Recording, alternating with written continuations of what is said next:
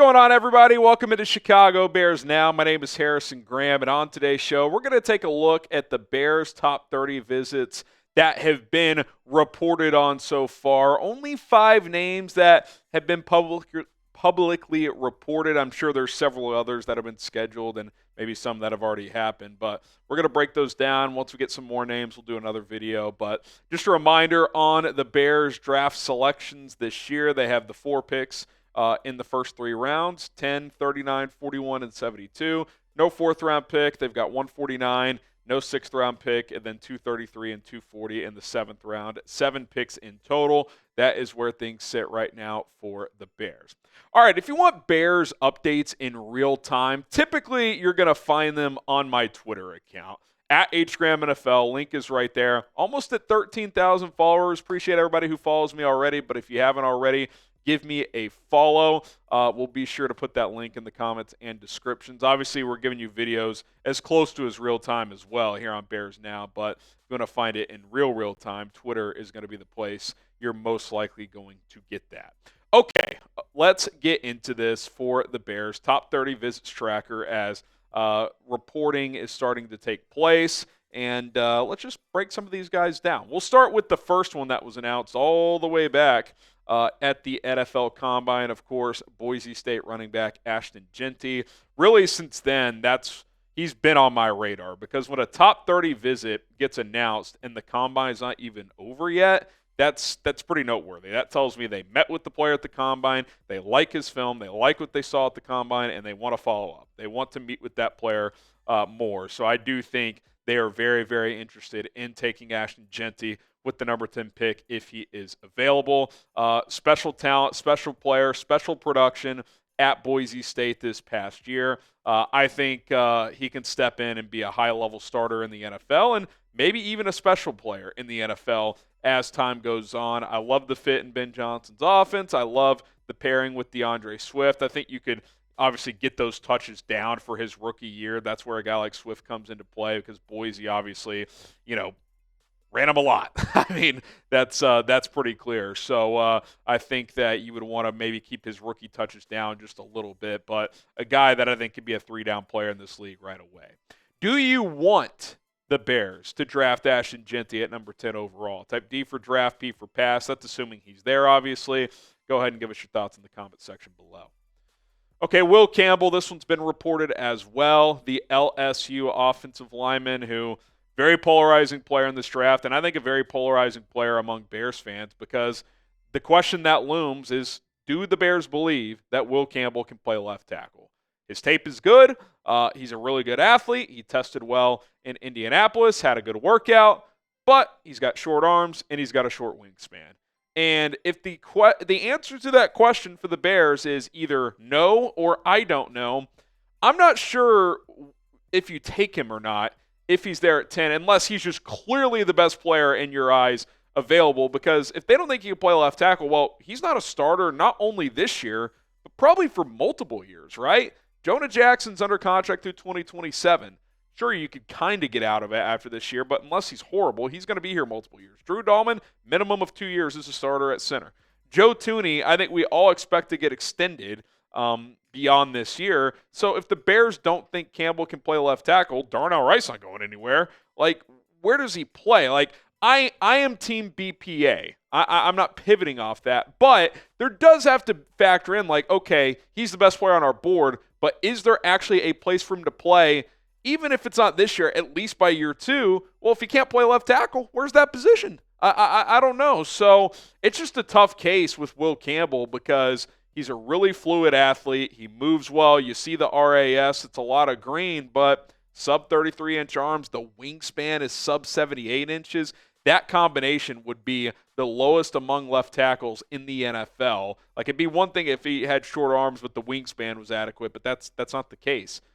So it's just, he's a tough case study because the tape is good. 3-year starter in the SEC at left tackle against a lot of NFL caliber pass rushers. Like, the eyes tell you he can do it, and I am a big trust the eyes guy. But there's also not a long history of guys with shorter arms and a shorter wingspan being a high level tackle. Maybe he's the exception. There are exceptions to the rule. I will just say this, though. This would go against what Poles has done in the past in terms of short arms for an offensive tackle. Karan Amagaji, built in the lab. Darnell Wright, even though he didn't have the longest arms, you're still talking closer to 34-inch arms than 32. Like he had long enough arms, right?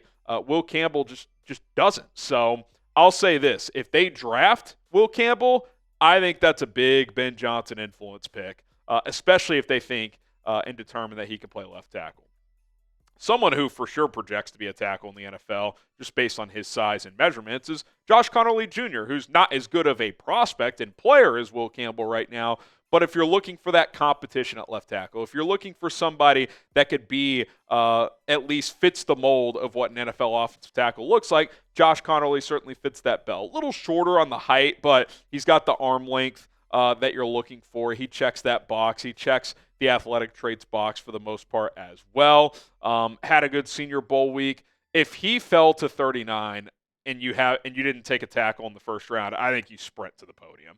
I think you're thrilled if you can get a guy like Josh Conerly in round 2 because, hey, if he comes in, beats out Braxton Jones, great. He's your starting left tackle. If not, he can develop as a rookie. Maybe he takes over in 2026. I think he's strong enough to play guard as well. So you'd feel good about that pick in round 2 if you were the Chicago Bears. Okay, today's show is sponsored by Rocket Money. Rocket Money is a personal finance app that can help you find and cancel unwanted subscriptions, monitor your spending, and help lower your bills so that you can grow your savings. Speaking of those subscriptions, they're going to list them all out in the Rocket Money app for you, and you're going to realize how much you're spending per month on those subscriptions. Most Americans think they spend about $62 per month. The real number is closer to $300. Don't believe me? Sync up your bank account with Rocket Money and start surfing because you probably have a bunch of streaming services you don't use anymore, or those prices have been hiked up and you didn't even realize it. Maybe you signed up for a free trial or two back in the day and forgot to cancel. You've been getting charged ever since. Online newspapers. There's a lot more subscriptions you're probably signed up for than you realize. So you can cancel those subscriptions with the Rocket Money app with just a few taps. It's very user-friendly, normal banking things, staying on top of your credit score, upcoming bills, etc. I like it better than my just normal banking app with my actual bank.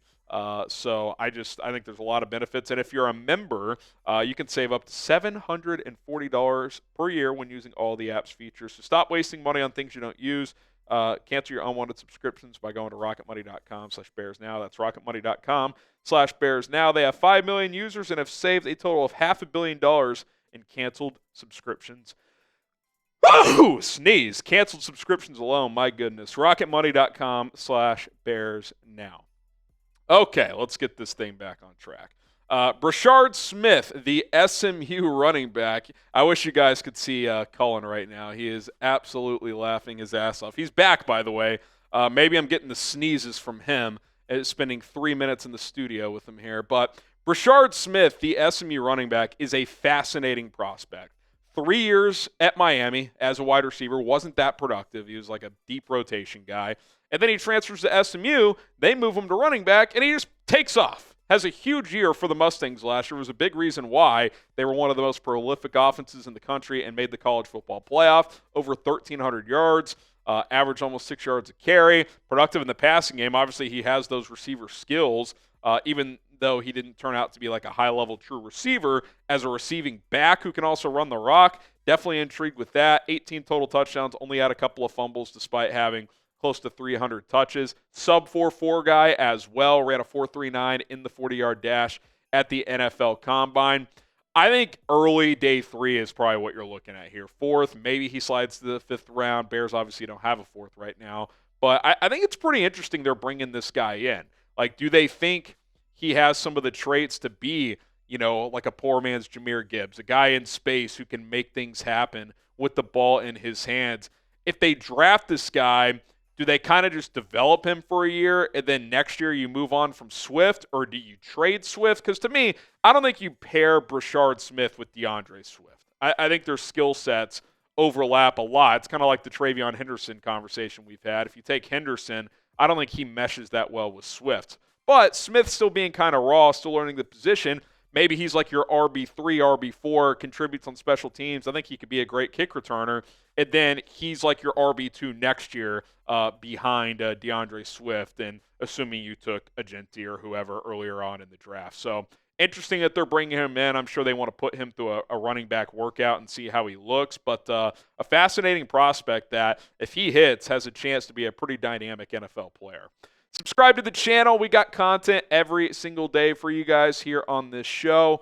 Don't miss out on the latest Bears news, rumors, updates, live shows, and more. We're going to keep you guys locked in here on Chicago Bears Now. Okay, Nick Martin, the Oklahoma State linebacker. That one has also been reported as a top 30 visit. Another intriguing guy, right? Probably day 3, although his testing may move him more into the middle rounds. Maybe he sneaks into day 2, but I would guess day 3. But the word I would use to describe him as a linebacker is explosive.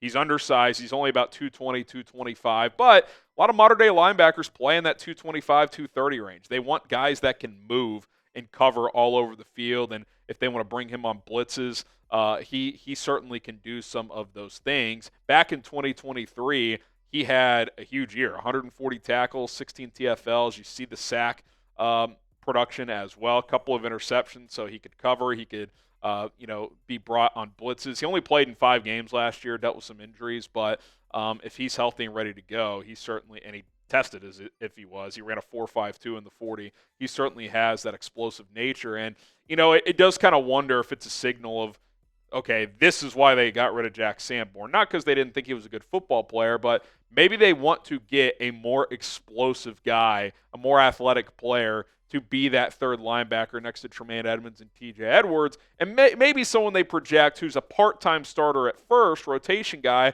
but maybe a permanent starter down the road. Like maybe a year with NFL coaching, they feel like a Nick Martin type or insert athletic linebacker in this draft in the middle rounds can be your third linebacker as a rookie, and then if they move on from Tremaine Edmunds next year, or if they don't extend TJ Edwards, whatever the case may be, they could plug in a guy like Nick Martin to be a starter down the road. Because after this year, the linebacker position is a little murky. It's kind of unclear what that group is going to look like. So keep an eye on Nick Martin as he's taken a top 30 in Chicago as well.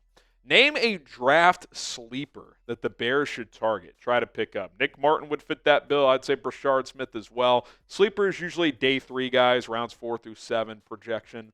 That would fit that mold. If you have a name, drop it for us in the comment section below. My name is Harrison Graham. Appreciate everybody for tuning in to today's show. Don't forget to follow me on Twitter. Trying to get to 13,000 over there. Greatly appreciate it. DMs are wide open, and we'll see you guys soon. Bear down.